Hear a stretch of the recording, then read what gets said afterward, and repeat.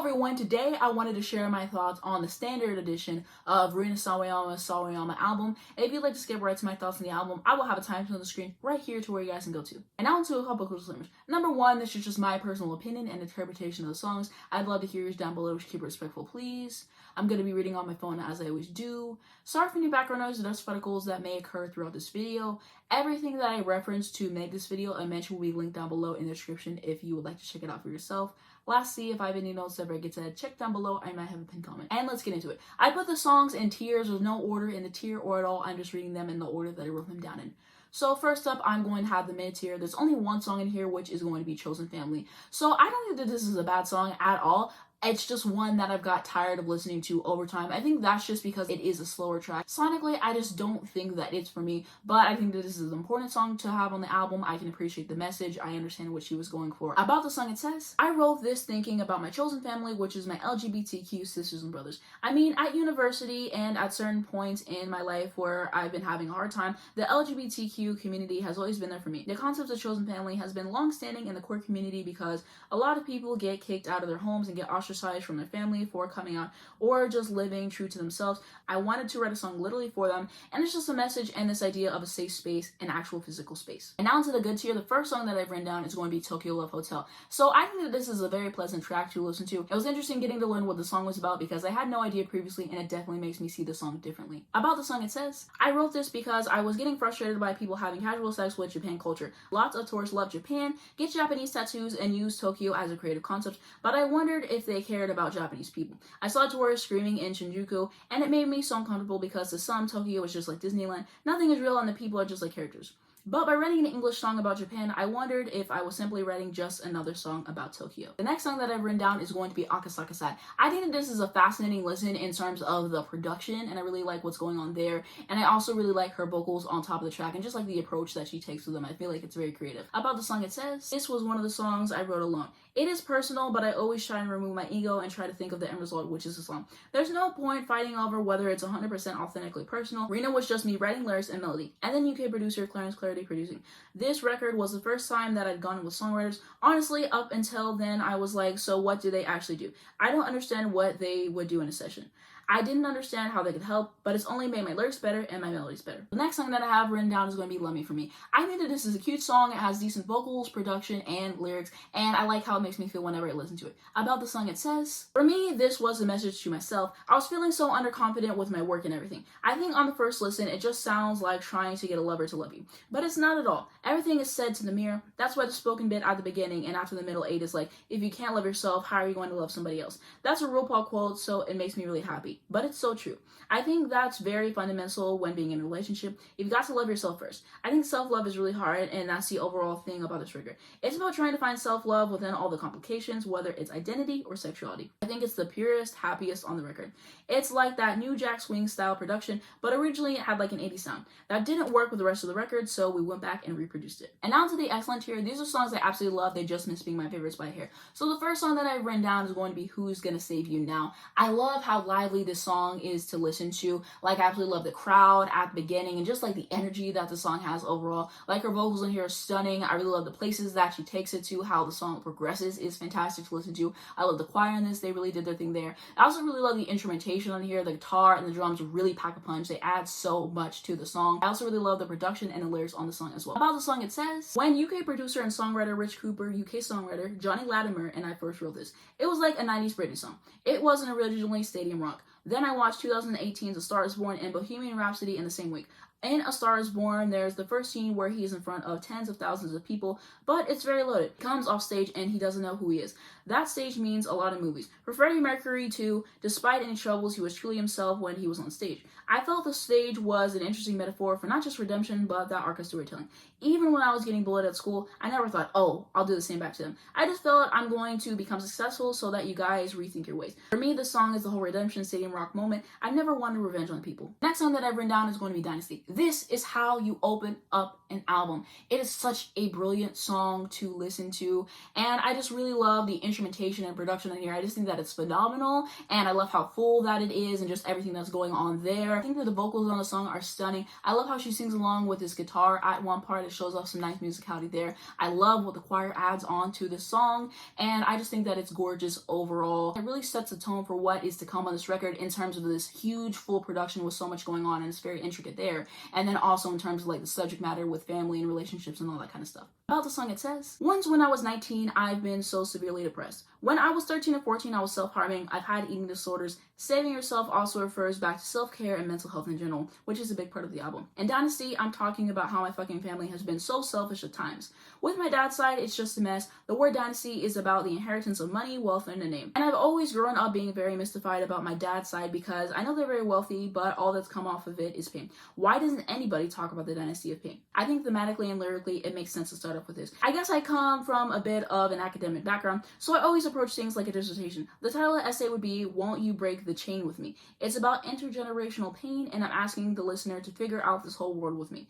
It's an invitation. I'd say Dynasty is one of the craziest in terms of production. I think we had 250 tracks in Logic at one point. The next song that I've written down is going to be Fuck This World, the interlude. I think that this is really intriguing in terms of the production and the subject matter. I think the lyrics on here are great, pretty vocals as well, and it doesn't overstay its welcome, which I can appreciate. About the song, it says, initially this song was longer, but I feel like it just tells the story already. Sometimes the song doesn't need that full structure. I wanted it to feel like I'm disassociating from what's happening on Earth and floating in space and looking at the world from above. Then the song ends with a radio transmission, then I get pulled right back down to Earth, obviously a stadium rock stage, which is. I wrote this when I had hardcore climate grief. I hated seeing all the global weather events that were making species extinct, and yet humans doing nothing about it. I wanted to break up with this capitalist world that took the Earth for granted. The last song in this tier is going to be Conde Garçons, Like the Boys. I think that this is a fun, light, airy track. I really enjoy listening to it. I really like how she approached her vocals with it as well, and I think that the production is decent. About the song, it says, when I was writing this song, I wanted on one hand to lyrically explore the idea of people having to adopt negative male tropes to appear confident, whilst on the other hand sonically paying homage to the early 2000s dance tracks that made me feel confident. The idea that the socially acceptable version of confidence is enacting like the boys, otherwise as a woman you could call a bitch. But in the club, we reclaim the word bitch as a sign of ultimate confidence. Yes, bitch, work bitch. I wanted to sit these two together and make a club fashion banger that makes you feeling like that bitch, whoever you are. And now to my favorite songs on the album. The first song that I've written down is going to be Bad Friend. This has always been my number one pick. It's just the one that's intrigued me the most, the one that I enjoy listening to the most, and it's just always really stood out to me as well. I think that this is an amazing track. I can appreciate everything about it, from her being really honest and saying, yeah, I can be a bad friend, and just owning up to that and everything. And I also really love the choir on it and when they added. I love her vocals on there too. I love the vocoder on the chorus and how that is incorporated. I love the way that it progresses. It's super satisfying to listen to. I think that it's really catchy as well. The production is fantastic, as well as the songwriting and the instrumentation. About the song, it says, I think everyone's been a bad friend at some point, and I wanted to write a very pure song about it. Before I went in to write that, I'd just seen an old friend. She's had a baby. I'd seen that on Facebook, and I hadn't been there for it at all. So I was like, what? We fell out basically. In the song, in the first verse, we talk about Japan and the mad fun group trip we went on. The vocoder in the chorus sort of reflects just the emptiness you feel, almost like you've been let go off of a roller coaster.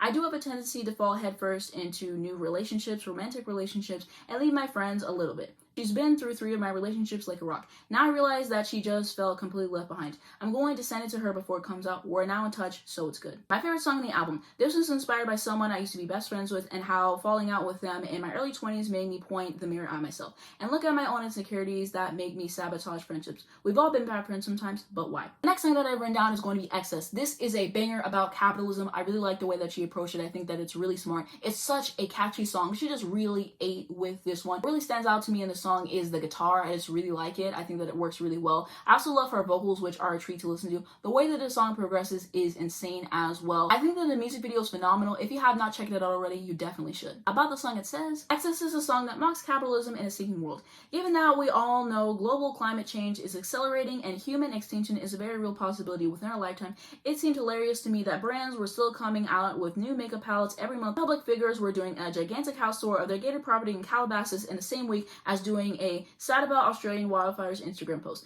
I mean, I'm guilty of turning a blind eye too, because otherwise it makes me depressed. We're all hypocrites because we are all capitalists, and it's a trap that I don't see us getting out of. I wanted to reflect the chaos of this post-truth climate change denying world and the metal guitar stabs that flare up like an underlying zip between the 2000s R&B beat that reminds you of a time when everything was alright. I wrote this with Niall Company, Kyle Shearer, and Chris Lang, who are super pop writers. It was the first session we ever did together in LA. They were noodling around with guitar riffs, and I was like, I want to write something that's really abrasive, but also pop that freaks you up. It's a good amount of drawing, the good side of drawing that it wakes you up a little bit every 4 bars or whatever. I told them I really love Nerd, and I just want to hear those guitars. Next song that I've written down is going to be STFU. So this is a new metal track. I really appreciate how heavy the instrumentation is and how she approaches it with her vocals. Very powerful to listen to. About the song, it says, there was a lot of anger I needed to get out in that moment, and it just flowed out completely. Clarence Clarity had already written these two contrasting sections, heavy metal and kind of JoJo. The last line of the metal bit was like, why don't you just sit down? And then it just kind of rolled off. Shut the fuck up, shut the fuck up. And new metal they scream it, but I was like, why don't I just say it really sweet so it sounds even more sinister?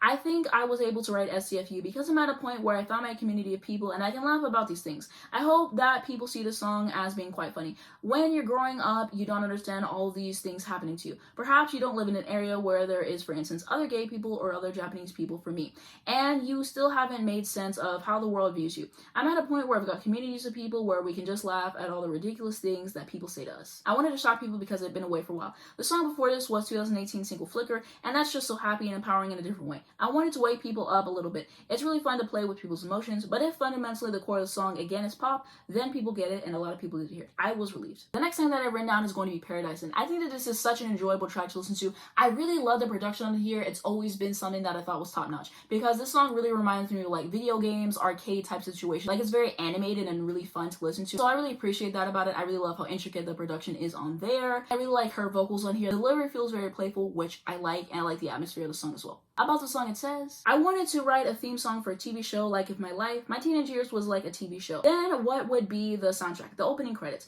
It really reminded me of Ferris Bueller's Day Off and that kind of fast BPM you get in the 80s. I think it's at 130 or 140 BPM. I was really wild when I was a teenager, and that sense of adventure comes from a production like that. There's a bit in the song where my mom's telling me off, but that's actually my voice. I realized that if I pitch my voice down, I sound exactly like my mom. The song is about my wild teenage years, the time of my life that I had the most fun, and also found my love of music as a form of escape. My mom and I had the worst relationship, and evading her felt like a computer game. In my early teens, I was so fucking hormonal. My parents were recently separated, so I had a lot of anger. The song Paradise is based on a true story. I would go out and my mom would hack into my MSN and talk to my friends and be like, where the fuck is Rina? One time I lied to her and said I was going to sleepover, but I was actually going to an after party with this band I was a groupie of. I think I was 15. My mom somehow found out which hotel the band was staying in, called the hotel, and demanded to speak to the manager of the band. Then the manager had to call the band and be like, what the fuck are you doing? That girl is 15. I'm on the phone with her mom right now. They shoved me into a taxi, and my mom did not speak to me for a week. She always threatened to send me to boarding school, but we can never afford it. The last song in this tier is going to be Snakeskin. This is such a fascinating song to listen to. The production in here is superb. It feels expensive. It feels grandiose. I just really love what it adds on to the song. I think that this is a gratifying track to listen to. I love how it builds up as well, and I think that her vocals are a treat to listen to, and this was the perfect way to close off the album, in my opinion. About the song, it says, I wanted this to close the album because I felt like the album itself was my snakeskin.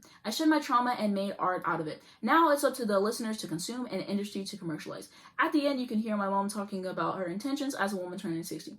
The album is about what we do with the trauma and pain we were given, and it's an invitation for people to explore their own personal histories to create unwavering strength within themselves. This has a Beethoven sample, Piano Sonata number 8 in C minor, op 13 Pathique. Hopefully I'm pronouncing that right, I might not be. It's a song that my mom used to play on the piano. It's the only song I remember her playing, and it only made sense to end with that. I wanted to end with her voice, and that's her voice, that little crackle of the end. The metaphor of snakeskin is a handbag, really. A snakeskin handbag that people commercialize, consume, and use as they want. At the end, my mom says in Japanese, I've realized that now I want to see who I want to see, do what I want to do, and be who I want to be. I interviewed her about how I felt to turn 60 on her birthday after having been through everything she's gone through. For her to say that, I just needed to finish the record on that note. And now I wanted to share my overall thoughts on this album. I think that this is a fantastic album to listen to. If you have not listened to it already, you definitely should. I'm glad that I gave it a listen. I listened to it because people said it was an amazing album. They were definitely right in that regard. What really really stands out to me is all the different genres that she does in this album, and she executes them flawlessly. It's so interesting to listen to sonically, and that's what I really appreciate about it. You don't really get bored listening to the songs overall. I also really love her vocals here. I think that they are stunning to listen to, and I like the personality that she has on the tracks and what she's able to bring there. I also love the background vocals, the harmonies, and all that, and I love what the choir added to on the tracks that they were present. I really feel like they added another dimension to those tracks and did what they had to do there.